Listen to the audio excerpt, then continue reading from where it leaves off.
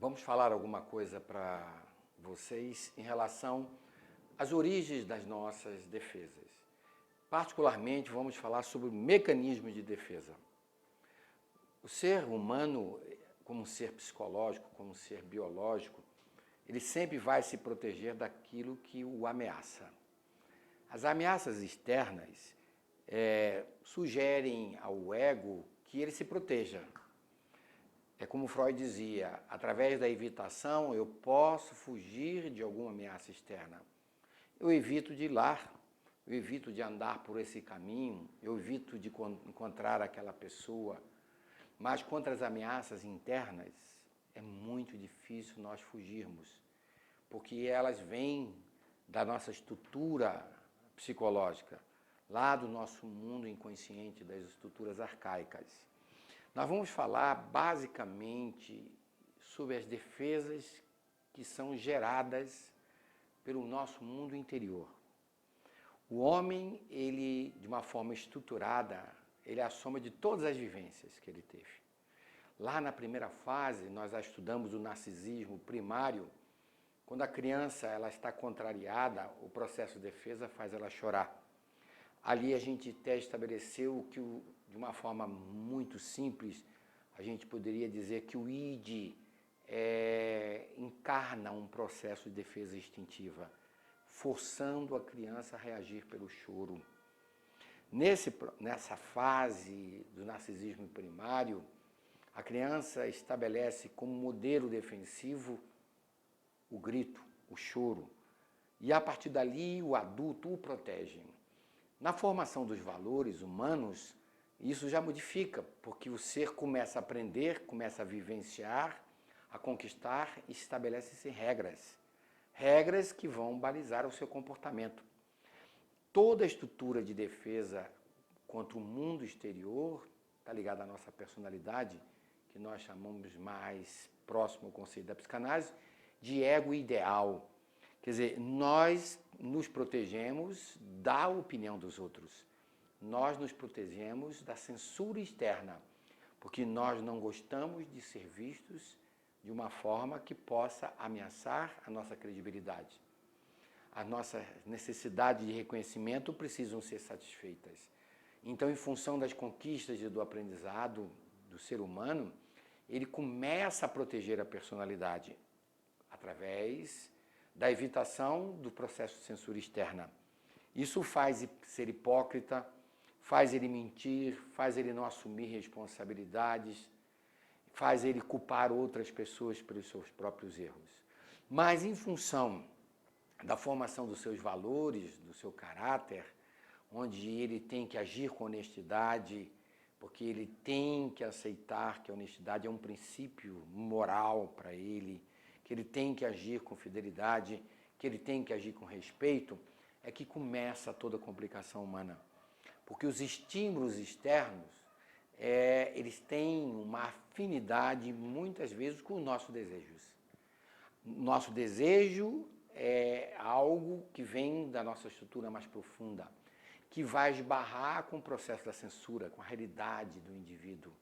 Esse conflito entre id, ego e superego é que vai estabelecer as formações de compromisso. E nessa formação de compromisso, que nós já estudamos, nós podemos verificar que o ego, como polo defensivo, ele tem que se proteger daquilo que o ameaça intrapsiquicamente. Bom, na verdade, o ser humano resiste a enfrentar-se, porque ele vive muito mais em função da sua personalidade, do ego ideal. A queda da sua máscara narcisa, da sua vaidade, da sua prepotência, da sua incompetência ou da sua infidelidade desnuda o ego. É como se tirasse a roupa e ele aparecesse como ele é. E ninguém gosta de aparecer exteriormente como é. Quer dizer, essa falta de olhar para dentro, essa falta de identificação com as suas próprias imperfeições, produz um sentimento horrível, que é chamado de orgulho, que é a vaidade da perfeição. Então, a partir do orgulho, dessa estrutura de perfeição que nós idealizamos, tanto pela estrutura do caráter como a estrutura da personalidade, o ser humano começa a idealizar. E essas idealizações empurram o indivíduo a querer se apresentar como um ser socialmente perfeito, na busca do êxito exterior. Então, na idealização, ele se torna uma pessoa metade. Ele fica buscando a satisfação das suas necessidades narcísicas de segurança. Ele precisa ser protegido, ele precisa ser preservado, ele precisa ser valorizado, ele precisa ser amado. Isso faz com que ele não olhe para si. Ele, na verdade, ele precisa receber algo do mundo exterior. E muitas vezes ele não percebe que a origem dos seus problemas está dentro de si próprio.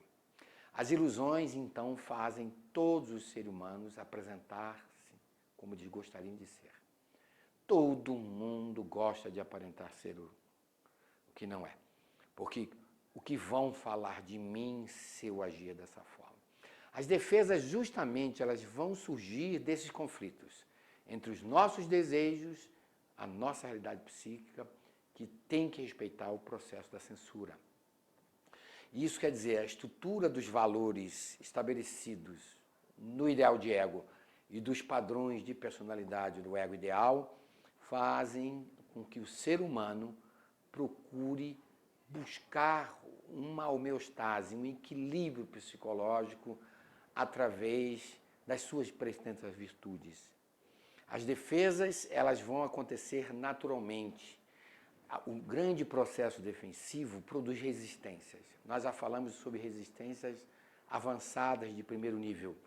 Toda vez que alguém perguntar algo para alguém que vai se confrontar com uma tendência que ele não quer que a pessoa descubra, ou com algo que ele não quer que as pessoas saibam, ele vai resistir e não vai admitir responder. Nesse ponto, ele agride, ele foge da presença dessa pessoa, ele produz um acting out, ele produz até ações de ruptura do comportamento dele. Essas defesas ligadas à estrutura da personalidade produzem a resistência de primeiro nível.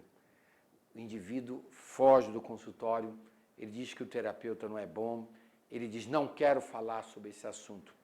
Já vão surgir resistências de segundo nível, que são muito mais interessantes. Quando o terapeuta consegue entrar na estrutura consciente do indivíduo e ele começa a perceber que o que retorna do inconsciente é algo que ele não quer admitir, ele começa então a produzir resistências de segundo nível. Os mecanismos de defesa, propriamente dito, eles vão acontecer na resistência de segundo nível, que são os contra-investimentos. A gente mantém aquilo recalcado na sombra do inconsciente e molda toda a estrutura da personalidade para que ninguém descubra aquela tendência que eu tenho. Ninguém quer assumir abertamente a sua tendência poligâmica, se essa tendência for motivo de censura. Ninguém quer assumir uma tendência homossexual. Ninguém quer assumir o seu egoísmo, a sua vaidade. Então, a partir daí, as defesas se transformam em mecanismos automáticos de defesa. Esses mecanismos estão ligados a um software mental. O ser humano não pensa, ele age contra-investindo, geralmente produzindo uma resistência avançada de segundo nível. Isso tudo ele faz modificando o seu processo de motivação, o seu grau de necessidades, criando até mudanças compensatórias muito rápidas, que vão consistir em uma série de mecanismos de defesa. E é isso que nós vamos estudar a partir de agora. Os mecanismos de defesa, eles são vitais à saúde, porque eles são um mecanismo de compensação. Eles vão suprir deficiências físicas, reais, deficiências psicológicas imaginárias que o indivíduo acha que tem, impedindo que, na verdade, o ser humano ele sofre uma censura social, uma censura moral, que afete a qualidade do seu mundo interior. Né? Alguns são benéficos e outros se tornam maléficos, dependendo da intensidade. Qualquer mecanismo que eu usar repetidamente, ele passa a ser patológico. Ele deixa de ser um mecanismo natural e passa a ser um mecanismo que vai produzir complicações, patologias para o indivíduo. É esse estudo que nós vamos iniciar agora, analisando as defesas com suas resistências que se transformam em mecanismos de defesa. Dando continuidade ao nosso estudo de mecanismos de defesa, após aquela pequena introdução, vamos relembrar que o ego está sempre se protegendo da censura externa, ou seja, da opinião do mundo. As estruturas do ego ideal, da nossa personalidade, precisam ser protegidas. E o ego, ao ser estimulado por algo que ele deseja, que ele gostaria de fazer, que se choca ou com a sua censura interna, com a ação do superego, baseado na rigidez do seu ideal de ego, dos seus valores, ou mesmo na censura externa, vai produzir no ego mecanismos automáticos de defesa. Nós vamos estudar 3 grupos de mecanismos. O primeiro grupo são os mecanismos fundamentais ou básicos, onde tudo começou. Nós vamos estudar esses mecanismos básicos, o mecanismo principal, que é a repressão, e, em segundo lugar, o termo básico, ou seja, o termo fundamental da psicanálise, que é o recalque, que é sempre uma repressão mais profunda, a nível do inconsciente. Depois, no segundo capítulo, nós vamos estudar mecanismos compensatórios. Vamos lembrar, compensatórios porque eles dão um certo alívio ao ego. Eles não permitem que o ego sofra o desprazer da censura externa, principalmente, e até da própria censura interna. Esses mecanismos compensatórios, eles são verdadeiros habeas corpus para o ego. Nós vamos estudar mecanismos compensatórios de contra-investimento. Na essência, esses mecanismos nós já estudamos quando estudamos o termo contra-investimento. A gente aprendeu que energeticamente, economicamente, o ego está sempre contra-investindo contra as estruturas do id, impedindo o retorno dos representantes psíquicos. Porque o representante psíquico, ele se caracteriza por vivências, por tendências, por experiências que o ego gostaria de ter, mas não poderia ter, porque vai se submeter a uma realidade psicológica, uma realidade externa que vai censurá-lo. Então, nós vamos estudar, na verdade, como esses contra-investimentos acontecem não agora a nível econômico, e sim a nível psicológico. Vocês precisam tomar conhecimento dos mecanismos que nós estamos usando diariamente para nos proteger.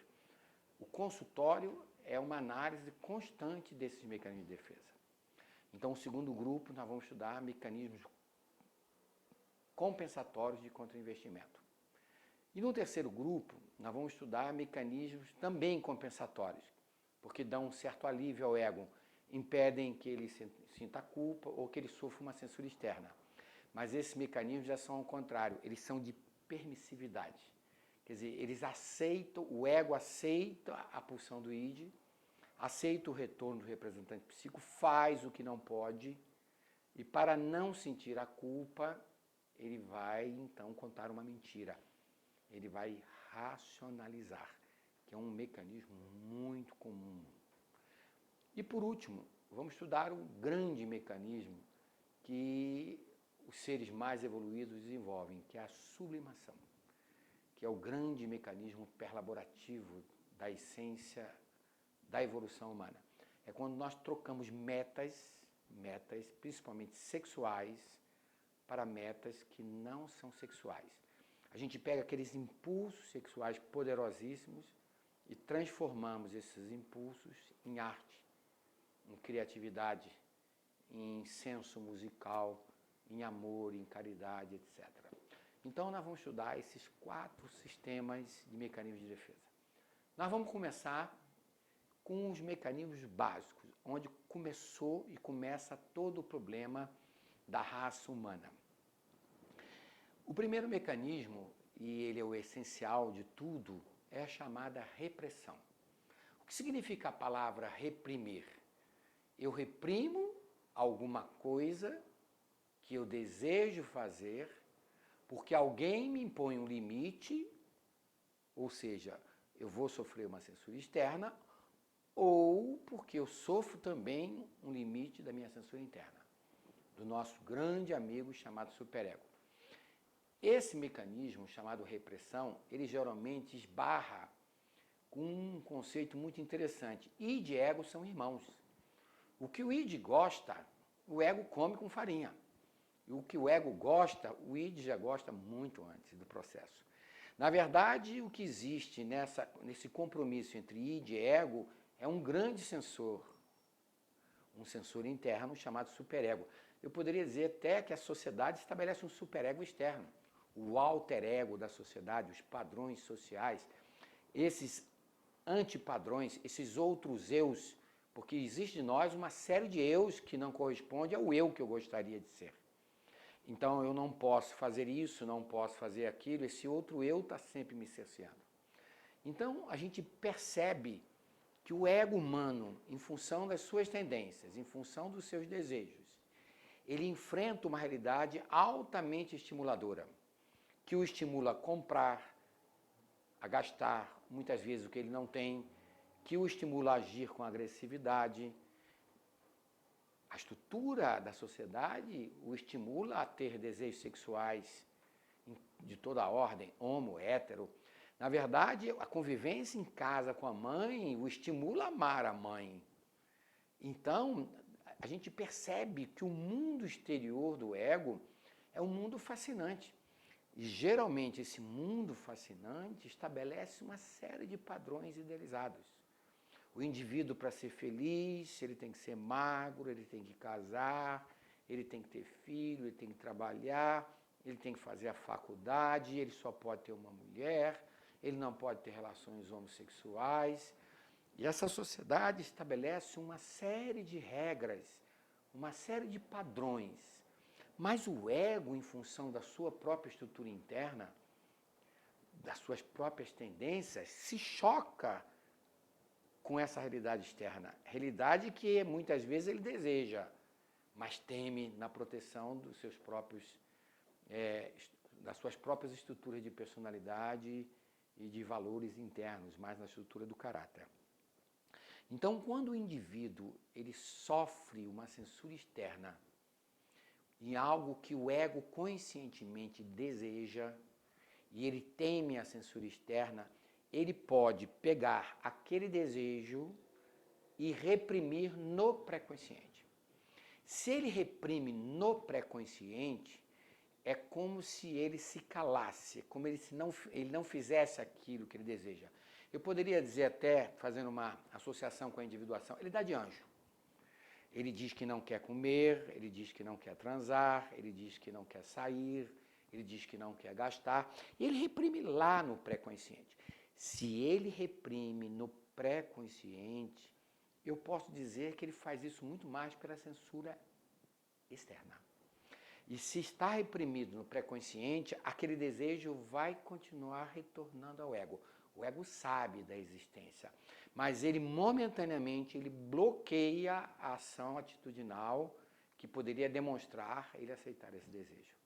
Então, a repressão é o mecanismo básico de contra-investimento.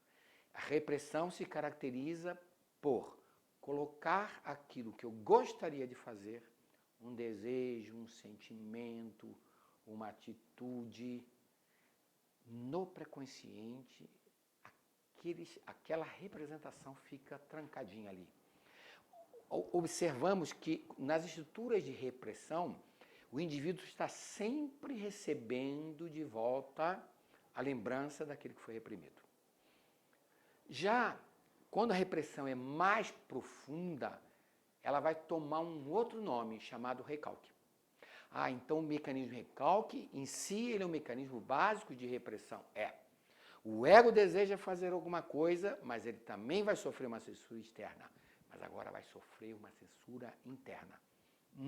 Então a grande diferença da repressão, do reprimir no pré-consciente, é porque ele é função de uma proteção do ego ideal, da censura externa. Já na estrutura do recalcamento, ele faz um contra-investimento muito mais profundo. Economicamente, ele desempenha um papel de defesa muito mais ativo, onde ele vai gastar muito mais energia, mas ele mergulha o desejo, ele mergulha o sentimento, ele mergulha tudo aquilo que ele queria fazer na estrutura do inconsciente. Tranca nessa região escura. Então, quando há o recalque, exige que o ego mantenha sempre uma defesa constante, um contra-investimento na frente da ameaça pulsional. Dando um exemplo, um certo indivíduo recalcou um desejo homossexual. E ele recalcou por uma censura externa, ele ia ser chamado a atenção pelos amigos. Recalcou também por uma censura interna, porque na educação dele ele foi educado para ser hétero. Na medida que ele recalca esse desejo homossexual, ele desaparece da mente.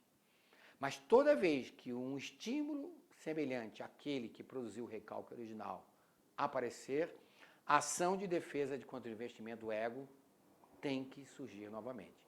Isso quer dizer, tudo aquilo que está recalcado, e o recalque é o mecanismo de defesa principal que nós vamos estudar na psicanálise, toda vez que algo for recalcado, o retorno recalcado é uma necessidade que o id produz através da pulsão para que o ego resolva esse problema.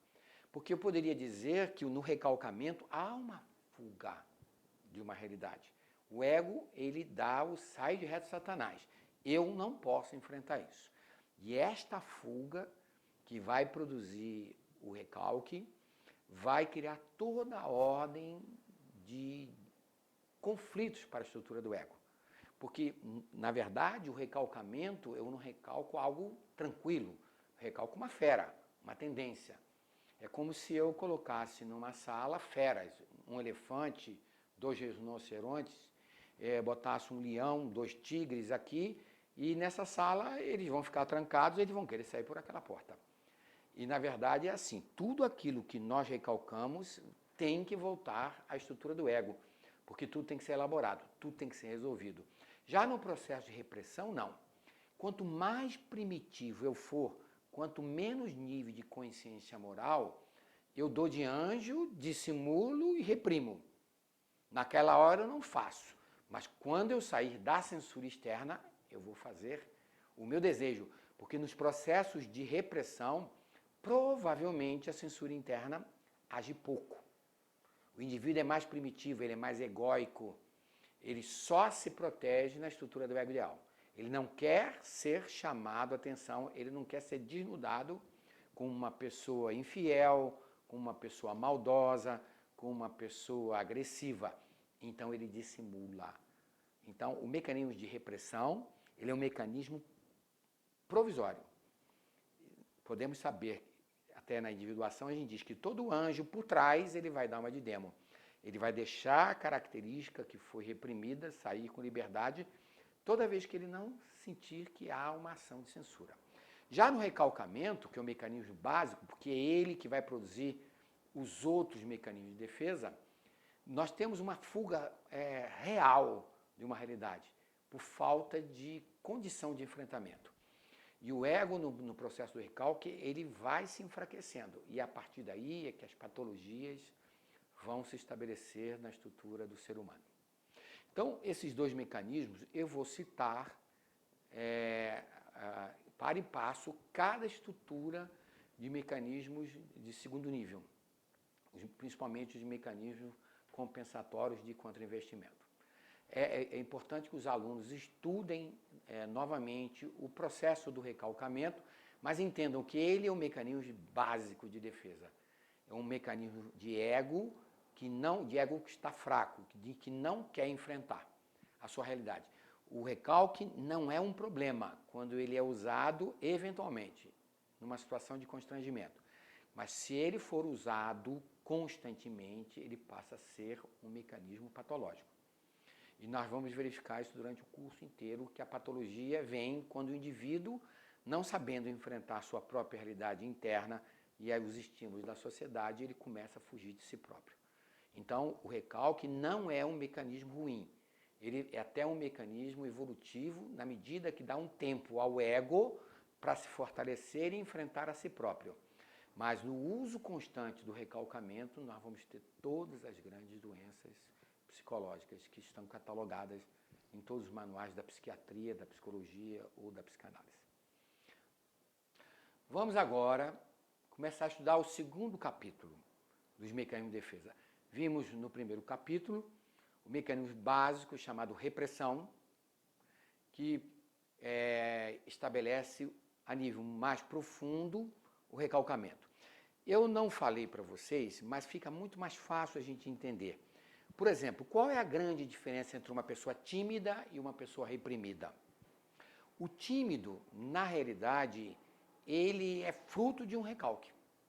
Uma pessoa tímida, ou ela tem um sentimento de inferioridade, ou ela pode ser essa inferioridade, pode ser uma inferioridade real, por um problema físico, ou por uma imago que ele criou sobre si, ou seja, um registro errado da sua forma de pensar, sou feio, sou gordo, ninguém me ama. As pessoas tímidas, elas recalcam na profundidade do seu ser aquilo que elas gostariam de ser, mas que temem sofrer uma censura. Então o tímido, ele está sempre perdendo autoestima, porque ele perde uma quantidade imensa de energia psíquica para manter aquilo que ele deseja fora do campo consciente. Então, na verdade, ele não pode se sentir inferiorizado a nível consciente, ele não pode se sentir ameaçado pela feiura que ele acha que tem ou pelo nível social que ele acha que tem. Então, ele recalca esse processo. E, a partir daí, ele não enfrenta estímulos que possam trazer de volta esse recalque. Quer dizer, o tímido tem uma característica muito interessante, ele foge da realidade social. Tudo aquilo que pode estimulá-lo e botar à vista aquilo que o incomoda, ele vai produzir sempre um mecanismo de contra-investimento. Já o introvertido, não. O desejo está lá no pré-consciente. Quer dizer, o introvertido, ele é um reprimido. E o tímido, não, ele é um recalcado. O indivíduo, quando ele está reprimido e ele se torna um introvertido, ele não foge do desejo, ele enfrenta o desejo, ele só não toma atitude. Quer dizer, ele não parte para a realização do desejo, mas ele sabe do desejo, ele enfrenta o desejo, mas não quer, na realidade, um enfrentamento direto. Ele fica produzindo um grupo imenso de fantasias. Então, eu posso dizer que indivíduos que vivem de fantasias são reprimidos, porque está tudo no pré-consciente dele. Já o tímido não tem fantasias, porque ele nem se permite pensar naquilo que ele deseja, mas naquilo que ele teme. Muito bem, vamos dar um exemplo. Um rapaz vai a uma festa e ele vai para a cozinha, na casa da amiga, e senta lá isolado perto das mães das meninas. E não vai lá ao salão onde os jovens estão dançando, onde os jovens estão conversando. Ele naturalmente estabelece um contato, uma comunicação com as mães das meninas.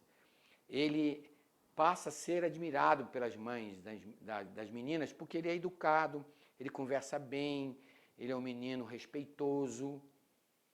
Naquele ambiente onde ele não é estimulado por uma outra pessoa que ele gostaria, que seria a pessoa do sexo feminino, da mesma idade, ele se sente à vontade. A timidez dele, de certa forma, não aparece. Mas basta entrar uma menina nessa cozinha que imediatamente